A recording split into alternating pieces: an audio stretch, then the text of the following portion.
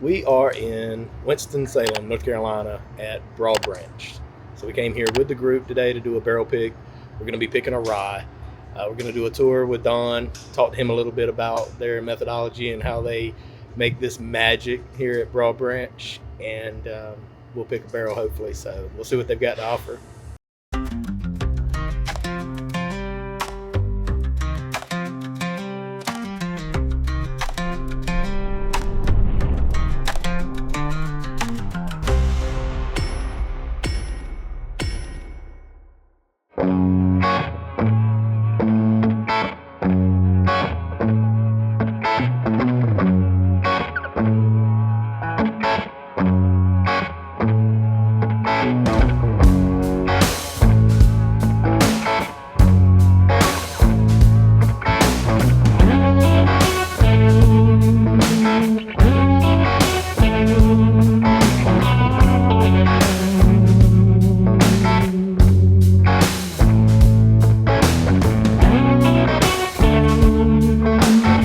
See about that. Everybody ready to take a walk in the back? You ready, Brandon? Yes, sir.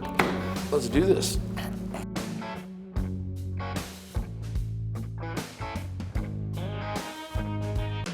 But so this is where we start typically. In the past, we stored grain here, but over the years we started to run out of space for barrels because they only let us go 3 high, and we are now every year we're out of space. How we managed to finagle more stuff in here, I couldn't tell you, but it happens every year we've been able to pull more stuff in.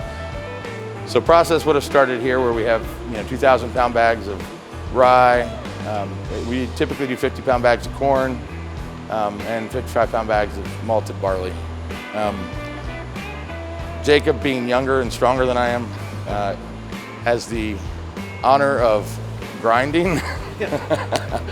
That's why he's a little, I call him Dusty on the days he has to grind. But so any given Monday, he will grind when we're doing bourbon over 5,000 pounds of grain. Any given Tuesday, we start process, and that fresh grind makes a big difference. I mean, corn is, a natural product that lots of things can go wrong with, mildew, bugs. And just the weather, the starches will start to break down if you let it sit long enough when it's ground. So this is our bottling line. We probably won't come back here, so if you have any questions about this, we do 4 at a time. We can do about 60 cases. That is all hydraulic. And from here, I'm gonna walk you out into the back and we'll talk about how we grind and what we use and all that funness.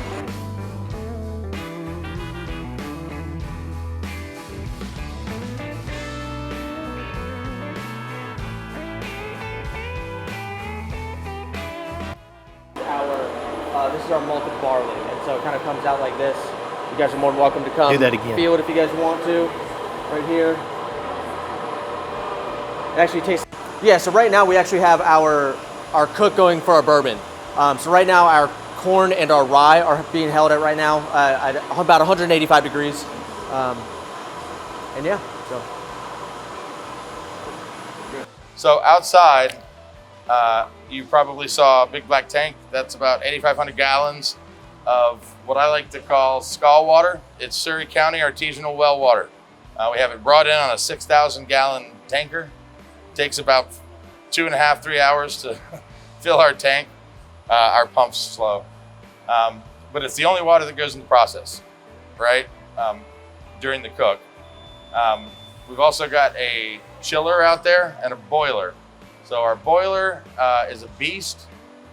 It will produce 1,700,000 BTUs, which is plenty to take 1,200 gallons of mash from room temperature to 190 degrees in about an hour.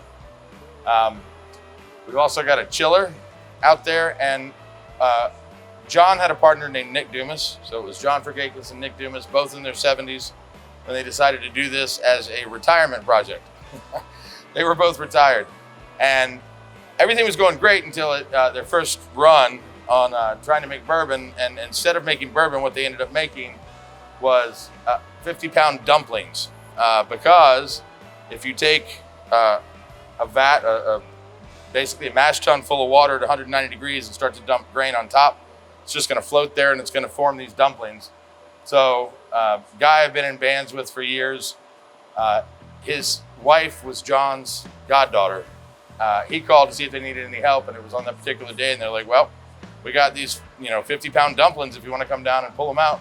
So he did, and started from there. He do 15 hours a week, and then it became 30 hours a week and 60 hours a week, and then I got a phone call.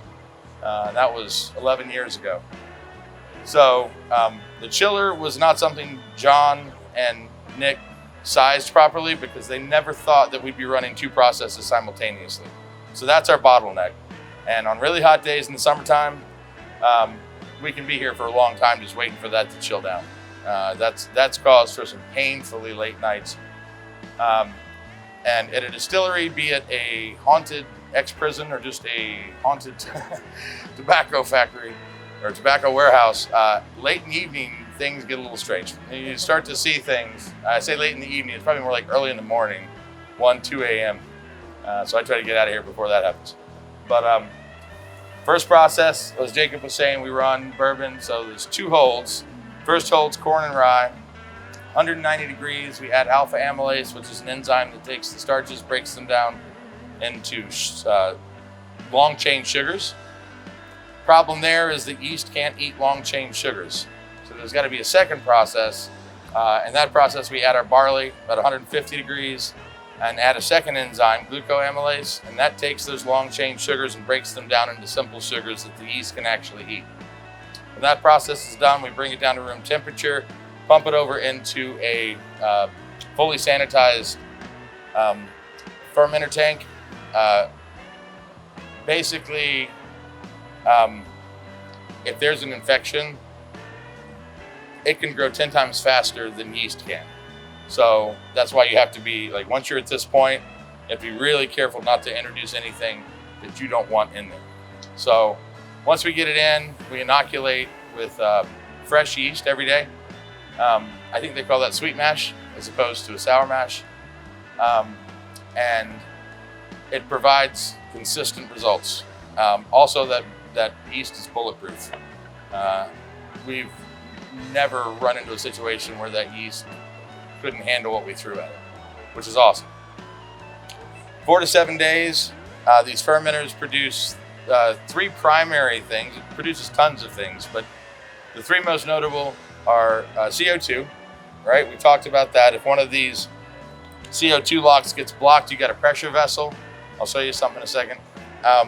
Number 2 is heat in the form of chemical energy. So ATP, oh, sorry. Yeah, it's noisy outside. There we go. So ATP, the energy, if you're over 50 gallons of mash and you inoculate with yeast, it will continue to produce enough energy and heat to raise the temperature of that mash up past 90 degrees, which is where yeast starts to stress. Not what you want. You want yeast to be blissful, like right in that we do 85 degrees. I think anywhere from 85 to 95 is probably safe, and I'm sure some distilleries go lower than that. It does affect the flavor. It does affect what those yeast produce. Again, at 85 degrees for us, it produces the right balance of everything we're looking for in a whiskey. Third byproduct is alcohol. All sorts of alcohol, good, bad, and the kind we like. So we run 7-day cycles. So if we put it in Tuesday, we pull it out Tuesday the next week, and it goes into our still. So if everybody will follow me.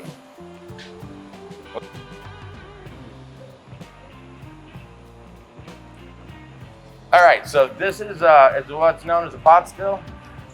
A lot of bigger distilleries, the bigger you get as a distillery, the less options you have in terms of what kind of still you get to use, because at a certain point, the demand is great enough where you have to use what they call a column still, continuous still. The thing about these pot stills is we get to make manual cuts as distillers, so we get to decide, on the tail end of things, what we're going to leave, like how deep how big that finish is going to be, how bold that spirit's going to be. You don't really get that option, to my knowledge, on the column still. Column stills make great whiskeys. There's plenty of whiskeys I like made on them, but I think the best whiskeys in the world are made on pot stills. So we run 2 processes here. The first is called a stripping run. So after this, well, let me show you one thing before we start. I talked about pressurized vessel. If you look straight up there, you see that spot with all the grain? That's the first time we tried to do single malt, and it pushed up and it blocked our CO2. And I saw it dripping from the porthole, which that's big and that's tight. So I climbed the ladder and said, I guess I should check out what's going on. I unscrewed the cap and a geyser hit the ceiling. Of course, at that point, my instinct was to close it, which didn't solve the problem. But there's always been a gasket on that top port that doesn't fit quite right, like really loose. Never knew what it was for until that day. That's what it's for. It sprayed everything. So the first run we do is called a stripping run. And what we're trying to do there is collect all the alcohols, good, bad, indifferent. The end product's called low wines. They're cloudy, they don't smell very good. Nobody would ever accidentally drink this stuff. One thing I didn't mention is that we actually ferment on the grain. So from cooker, a lot of distilleries will sparge, they'll just take the liquid. We pull the grain and everything over, and then we also pull the grain and everything over when we do our stripping run, right? It produces, in our opinion, a more grain-forward spirit, more esters, more carboxylic acids, things that you need to produce, flavor compounds. So stripping run, we pump it over, we basically heat it up to about 190 degrees. You can run it as fast as your water source will allow, right? So if we're running on a week where that's the only thing we're doing, we can really crank it up. Just get it over. What we do is we'll collect in this blue bucket, this blue barrel, and then collect the low wines, which come out about 80 proof, in plastic totes, right? We basically produce about 500, from 2,400 gallons of mash, we produce about 500 gallons of low wines. The next week we run what's called a spirit run, and this is where all the decisions on what kind of spirit you're making get made. So we refill the still, recharge the still with 500 gallons of low wines, start the process again around 190 degrees. It'll start to produce. Mother Nature provided the method by which we are able to extract the alcohols that won't kill you. I consider it an endorsement from Mother Nature. If anybody ever argues with it, you can bring that up. But what happens is every alcohol boils at a different temperature, right? And there's a constituency of alcohols that they call heads. I believe they're poisons. They will make you go blind and walk backwards and talk funny and all kinds of weird stuff. But luckily there's an equation for that. So based on the amount of proof gallons you charge your still with, you can plug it through this equation. It'll tell you how many gallons of heads to collect. We go farther than that and we'll collect an extra 20 gallons in 5-gallon buckets. And the next day, we actually use our olfactory to decide what goes in and what goes away. After it gets through the heads, you make a cut. And basically all that means is if this is aimed this way, filling this bucket, once we finish collecting the last 5-gallon bucket, I pull it over here and start collecting here, right? So you're basically cutting off the heads, starting to collect your parts, right? The good parts. And typically from 500 gallons of low wines, we can get 150 to 200 gallons of 155 proof spirit coming off the still at about 40 degrees. That is once the hearts are collected, there comes a point where the still starts pulling what they call tails, right? And these are alcohols that boil at higher temperatures. The heads are all very volatile, like acetone. So I know at least the ladies know that. I don't know how I know this exactly, but if you pull some acetone to clean your fingernails and then you turn around the other way and you turn back, it's gone. It just evaporates as fast as you want to. Those alcohols are what they call angel share once they hit a barrel. Molecularly speaking, they're small enough to fit through those pores in the wood. They're volatile enough at lower temperatures to start doing that. And you'll see some of the barrels as we walk around that have what look like tar coming out of the barrel. that's the spot where the angel share starts to escape. And as it goes through, it just takes, that caramelized wood sugars and all that stuff, and it starts to push it out. This is probably folklore, but that phrase, drunk as a skunk, I have heard that when the tax collectors would come around and check the warehouses, they would find squirrels passed out. I mean, not squirrels, skunks passed out because they were licking that angel share all night. Probably just an old wives' tale. So once we get to the tails, this is the point where we have to decide, like, are these flavors, because they go from just darker, richer caramels to cardboard. People talk about cardboard. There's a point where you'll get, on any spirit you run, red hots, that exact aroma of the candy we all grew up with. And that is a signal that you're getting close. But that's a decision that each distiller has to make. If you go too far and allow too many tails to remain, then you'll taste it. It's tails that you can just kind of get, something's off. If you get it just right, and you do want, like, more than most people would think, over time in that barrel, the bad flavors, the molecular compounds are larger, and they will get trapped in that charcoal layer in a barrel, because all these barrels are charred. And of course, if we leave a small portion of the heads in, those will either dissipate as angel share, or they will become part of this process known as esterification, where carboxylic acids, organic fatty acids, and alcohols collide to create flavor compounds. And depending on what alcohol and what carboxylic acid, it creates a different flavor. So that's how, a good example is on our Frank's Reserve. There's definitely a cherry note to it. No cherries anywhere near it. It's the right carboxylic acid and the right alcohol that create this compound. And over time, 3 years, it'll concentrate to where you'll get, and you can taste it coming off the still. Heat always speeds up chemical processes. So since we run double distillation, that's 2 opportunities for these alcohols and carboxylic acids to really start to produce a base of these esters. We try not to cut any corners, because John's philosophy was he was trying to create the best whiskey that we could. I, on the other hand, am trying to create the best whiskey there ever was. I will let you know how that goes. I've got a few years left to see what I can do. So we don't cut corners on barrels. All right, there's a couple things that I believe, and every distiller has a different take on this. But one, you have options with your staves. Once they cut these staves from trees, they can dry them in a kiln dried staves. You can air dry them for all sorts of different amounts of time, 6 months, 12 months, 24 months, I've heard 36. Most recently, I've heard they're going farther than that, but that makes a huge difference, And we were lucky enough to be able to kind of experiment with this early on, so that by the time barrels started being produced, we had examples of each and every one. And the whiskeys that had the air-dried staves were just head and shoulders above the rest. So almost every barrel, it's a virtue, right? It is a virtue, man. That's the thing. Like, there's so much going on in those barrels to begin with, chemically speaking. I mean, there's a lot of motion happening. And really, the only thing that's going to push that whiskey in to the wood is pressure that builds up. So when we pull a bung off a barrel that's been sitting for 8 years, you always hear like a thump. It's awesome.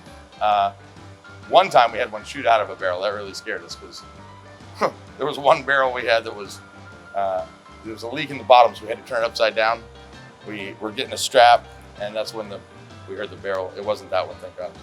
So we use barrels that are 24-month air dried. Currently we're using 18-month, because I think there's not a huge difference between the two. And how you store those barrels, right? And this is a huge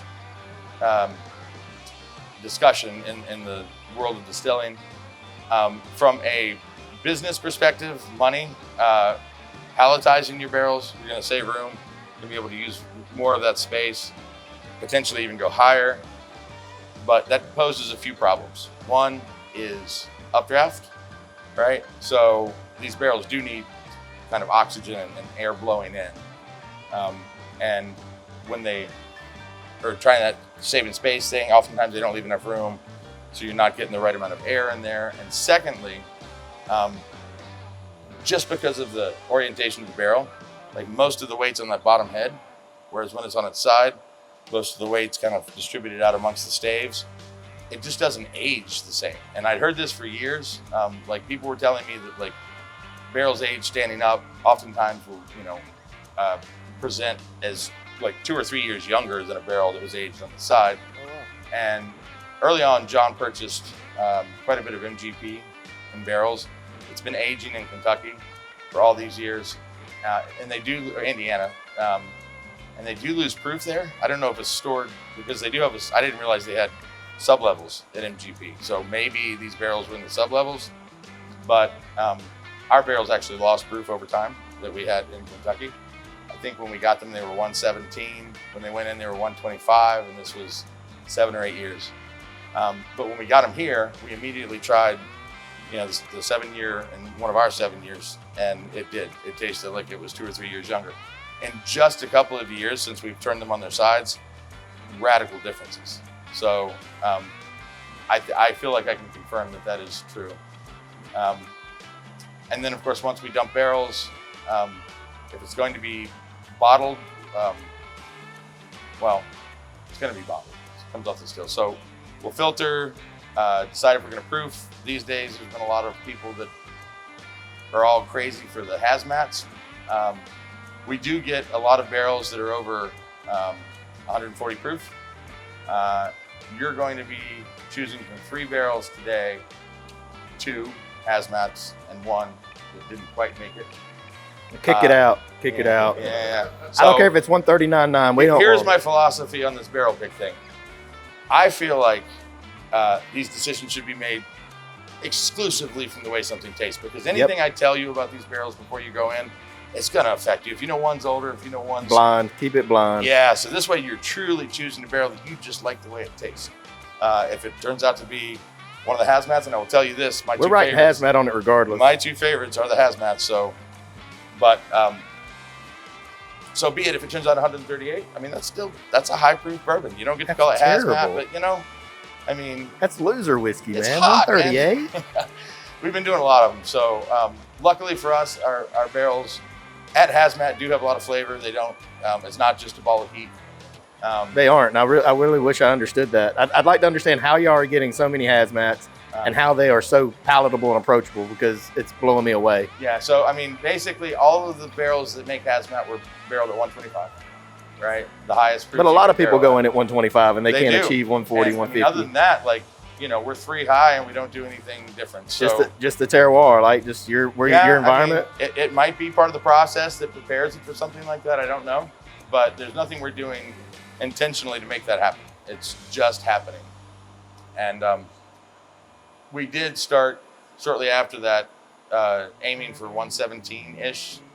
I think most people agree that, because prior to, I think it was like 1960, which is odd, you could only, the top proof you could barrel out was 110, right? And then they changed that because lobbyists for distilleries and were trying to get that proof raised, because at 125 you use less barrels than you do at 117. Was it a compromise? I don't know. I do like a lot of the barrels we have that come in, that are entered at 117. They come out at a lower proof, but you also, when you change that water to alcohol ratio, you're pulling different things. The alcohol, I'm gonna get this backwards, I always do, but I think the alcohol pulls like tannins from the woods, more astringent components, whereas the water is pulling your sugars, your vanillin, all these things are water soluble. So if, 100 proof is 50-50, the lower the proof you enter at, you're gonna have more water. Theoretically, you might have more sweetness. Although, these higher proof whiskeys that went in at 125 are pretty sweet and pretty hot. They're great. So if anybody has any questions, I'll be happy to answer. If I can't answer, maybe Jacob knows. And this is one of our Whiskey Club members, Will. He just wanted to stop by and say hey to everybody. Meet Brandon. If you saw the guy down there, you didn't know who he was. So does anybody have any questions? we all just want to drink whiskey, man. Boom. All right. Well, I'm going to It's been turn. a few hours since I had any. So. Yep. I'm starting to feel it. I know. I've often thought about that with people who collect. It's like it's an alcoholic dream. Yeah, It's like right. I'm not an alcoholic. I'm a collector. Exactly. I'm very dangerous. But I don't drink, I taste. Whatever that yeah. What is it? I'm not an alcoholic. I don't drink alcohol. I drink distilled spirits. I'm spiritual. Spiritual, that's right. Yeah. And I can stop anytime I want. There you go. Well, I'm going to hand it over to Anna because she's got you guys set up in the bar. We can get this thing started and see where it lands.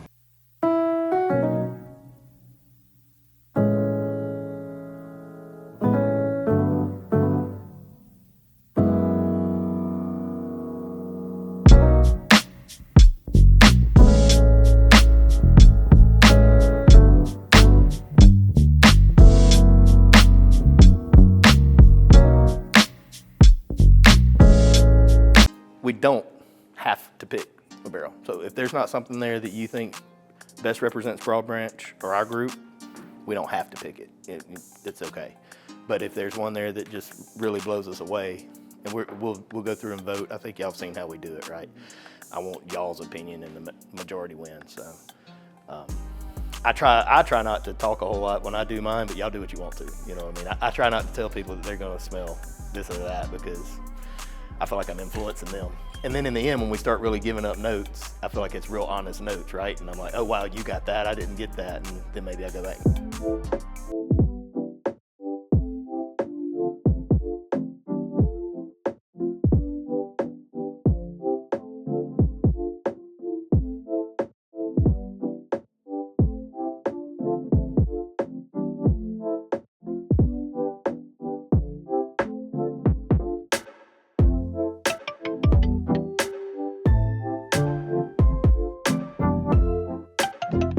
You got to get better at notes. You ought to see mine. They're terrible. Terrible.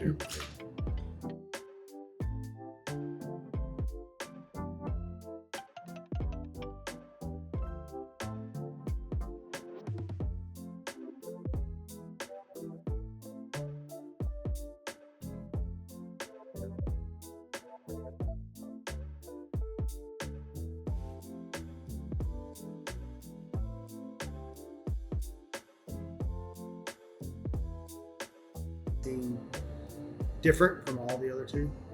Unique. It grew on me a little bit, but it was probably my least favorite. The last one was? Yeah. So you would have went 1, 2. 1, 2. One's the one you're picking though. Yeah. Okay. The only lady in the house that guzzled all her glasses. Right, that's right. And I'm the one keeping the tallies over here. I know that. I don't know if I Right. trust this. Pretty much, I think we're at 1 right now. I don't know. Yeah, no. So I thought they were all good. I don't think any of them really were disappointing. I thought that number 1 definitely had the best Hey, can color. you cut that out, man? We're on camera. I thought 2 had probably the most interesting nose. It was definitely kind of like a fruity aroma to it. Okay. But I'm actually gonna shake things up, and number 3 would be my first choice. Okay. And that's because it was kind of that smooth, creamy. I think it's gonna have one of those sneakier high proofs. Gotcha. And if I had to pick a number 2, then I would actually go with probably number 1. Okay. Doyle rules. All right, I had number 1 as my favorite. Wasn't even close to Y'all me. all just want to be the cool I know, kid, I just being swear. cool. It just had a different nose, different flavor that the other two didn't. The other two are great, but the number 1 is the one that I just keep going back to. It's complex. Okay. We We don't even have to talk to Gary. We already know That's about right. it. He's just been down there licking number 1, want Yeah. more of it. But if I had to put them in order, I would say number 1, number 3, and number 2. Okay. I'm right there with you. Actually, I think I might have went in a little different direction. Okay. 1 and 3 were in the top for me. Well, I'm gonna change. I'm gonna say number 3 was my favorite, Okay. but I did mine backwards. So I it did is- too. I did too. I told him I read left or So it right. is number 1. just like That's how they everybody teach us to read in Alabama, okay? So, else. So yeah, I didn't realize these little tags had numbers on them until somebody pointed it out. yeah. Doesn't that make a lot of sense now that we Then think now about it it? makes a like lot that? more sense. But no, if I kind of, you can look at all the notes or whatever, but I look at it like, who would I want to, take out for a night and have fun? Who would I want to date for a little bit? And who would I want to marry? Yeah. And the number 1, I definitely want to marry. Number 3, I would date for a little bit, but if I want to go out for have some, actually that's all right. Number 2, I date for a little bit. Number 3, I want to take out for some fun. Okay, all right, my man. You know, the hotter they get, the crazier they get. Hey, this just went in a totally different direction, buddy. But I'm game. I'm not confusing. All right, so which one are you married, and which one are you having one night stand? We doing F, Marry, Kill? Yeah, right. That's danger territory. Yeah. Your wife is watching. Yeah, That's how it's absolutely. called. I love you, dear. I went in the correct order, which is right. Boast about it a little bit. Why don't you? Saying. Yeah, exactly. Oh, y'all went to the college. What y'all got the degree, technical school? degree Trade thing. Y'all have a school? degree. North Avenue Trade School. That's correct. I didn't make it out of high school. I know, right? So I went with number 1, which is barrel 146. Okay. To be clear. I went with number 1. I like that one. I got a lot of molasses. I got a couple other unique notes on it. I like the finish on it. I give it a 19 out of 20. Then I went with number 3. 20-point scale. Okay. Yeah. I feel weird doing a 5-point scale, but you just took to the Yeah, other I just end. went with what they gave me. Okay. You know, I can't read that. I didn't read that. I adapted it over. Shut up, David. I didn't read it. You got an Auburn shirt on. You shouldn't have read it either. And then my second favorite was number 3. I gave it a 17 out of 20. I liked it. The finish wasn't quite as good for me. I like the nuttiness on it. It was slightly different. But I did get some other sweeter notes on it as well. I felt like number 2 was good. It just wasn't quite there for me. Agreed. Okay. It had a good aroma. The taste wasn't quite there for me. The finish wasn't really there for me. Although I do think it is a little bit of a sniper in the sense that it is higher proof than I think what What most we think people it will is. think. Okay. I do think it's probably the second highest proof, with number 1 being the highest and number 3 being the least. But that's just my guess. So, Gotcha. anyways. Did everybody write their little proof guess down? Because when they reveal it, we can go over that then. I'm not going to be much different from anybody else. So I went Cool with kids. number 1, barrel 146. Okay. I did go left to right. Georgia Tech. Yeah. No, it had a little spice on the nose. You know, the palate, it spice up front, kind of a little fruitiness. Great finish on number 1. Okay.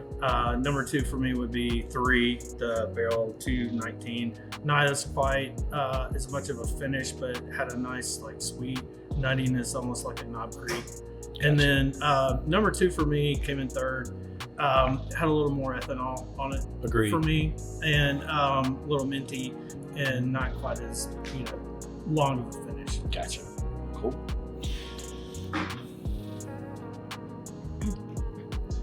I'm going to go with number 1 also. It's going to get a 17 out of the 20. The notes that I put down had very viscous, oily, long legs, sweet nose, molasses, brown sugar, which I wasn't expecting out of the rye too much. Number 3, I guessed as the highest proof at 144, so we'll see how that turns out. It came 13 out of 20. That's what I told you I thought was like a nutty bean type finish. Agreed. It wasn't bad. It just, number 1 is such a standout. I think the finish is what's got everybody, and I think that's where I might have missed the boat. I got to look back at my notes in a minute because I think I went 3-1 because of the flavor profile of 3, that bean nuttiness. Y'all know I love that. Yeah. But I wasn't paying attention to the finish probably as much, and I do agree. I think 1 had a lot longer finish. Number 2, I thought had the lowest proof, 139.8 what I put. I just put, the only note I put was finish. The finish kind of lagged a little bit. Okay. It wasn't there for me. The aroma, I put a 3 out of 5. Taste, 3 out of 5. The finish was 2 out of 5. And then the appearance, it didn't look that much different. It was pretty good. But the appearance on 1 over all of them was just absolutely phenomenal. Okay, so I'm not much different either. I liked number 1 by far. Okay. I thought the appearance, the nose, the taste, the finish, I thought it had it all. Okay. Number 3 came in 2nd for me, which was barrel 219. And we're pretty unanimous. Yeah. I liked it a lot, but not nearly as much as I did number 1. And Awesome. number 2, I did not care for. Okay. We know you drank enough to figure it out. Yeah, bone dry over here. You want So, 146, the first one was my favorite. Okay. The nose, the appearance. I had a fruity, like some of the others, almost a cereal taste. Okay. That I couldn't put my finger on. And the finish was like phenomenal. Gotcha. Number 3 was my second favorite. It was good, not as long of a finish. I actually think number 3 was the lower proof, with 1 and 2 being higher. Okay. I was right the opposite of everybody. So my number 2 was the first barrel, and my number 1 was the third barrel. But I think again I went for that nutty flavor, and really wasn't paying attention to the finish as much. But I did get a pecan finish on the number 2, but I feel like it was a little bit fruitier. So sounds like we're number 1, right? So what was your rank? My number 1. That's what I picked. That's what I would say I would take home, right? Because of the bean nuttiness. Yeah. But I also guessed that to be the lowest proof, barrel 219. I guessed number 2, I just put no on it because it was ethanol forward. The flavors didn't come through as well as I'd like for them to. I guessed it to be about 140. And then number 2, I guessed it to be 143 proof. And I just said that it had a little bit more ethanol mid-palate than I really like, but I did like the pecan finish on it. And I think that's what everybody's talking about is the finish, right? I don't know if everybody got a nutty finish, but everybody got a long finish. So you were 3. So I was 3, yeah. So there again, the group kicked my butt by far. We're the only ones. Yeah, for sure. There's a couple of us that picked 3. Who else picked 3? Me. It's just you and I. Just me and you? Just you Yeah. and I. I'm glad Freaking that was losers. everybody's second. All right, so barrel 219 was built in 2018, 7/5/2018. Entry proof for 124.9. An ISC chart 4 was 7 years, 229 days, at 138.4 proof. You did not choose the non-hazard. Was what? I was 138. 138.4. I was 138. All right, barrel 160, which was number 2, was filled 9/27/17. Entry proof 124.5. And an ISC chart 4, 8 years, 145 days, at 142.8 proof. That was barrel 160. And the barrel that you chose. It was our And I guessed at 143, I think. Yeah, the barrel that you chose, 146, was filled 6/29/17, entered a proof of 124.4 into an INC chart 1, 8 years, 234 days, at 144.6 proof. All right, so what we chose was 144.8 proof. Dang. 144.6 proof. There you go, dude. And the age on it was 8 years, 234 days. Come on, dude. Come on, man. So it's a 9 year. Number 1. Who got closest to the coast? 8 years, 234 days. So basically, it's a 9 year at 144.6 I said proof coming soon. 142.1.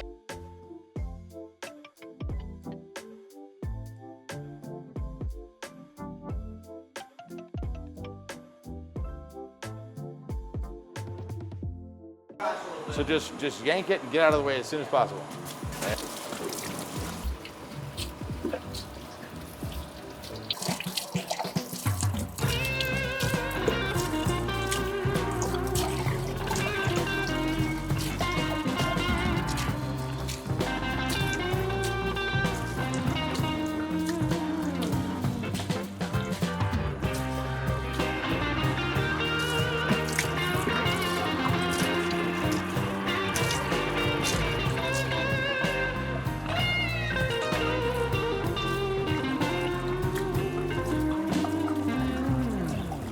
What's what?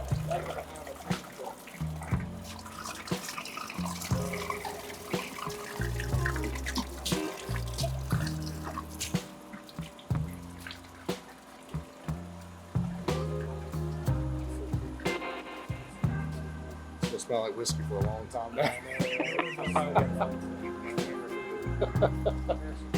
Camera's totally like wigged out right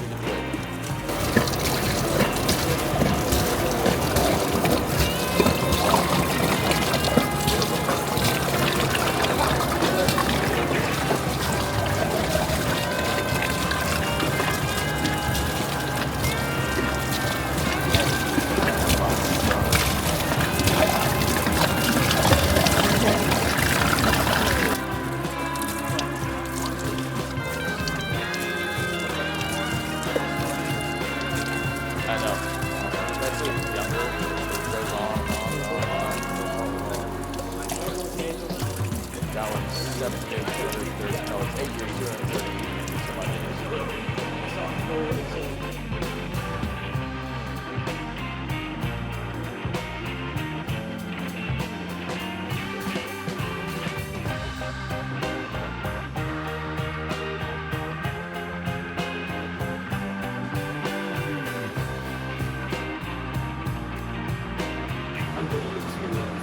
There we go. Yeah. That's terrible. I can't believe you guys picked Number that. 3 was so good. Like, how did y'all not up in here? Yeah, right. 3 was so much better.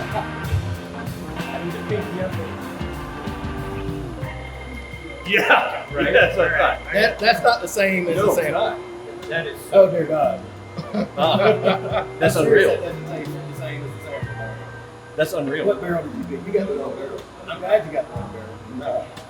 That is the same barrel. I just want That is sample bottles we can pour that into right now. So good. We need sample bottles. Yes, to take. I know.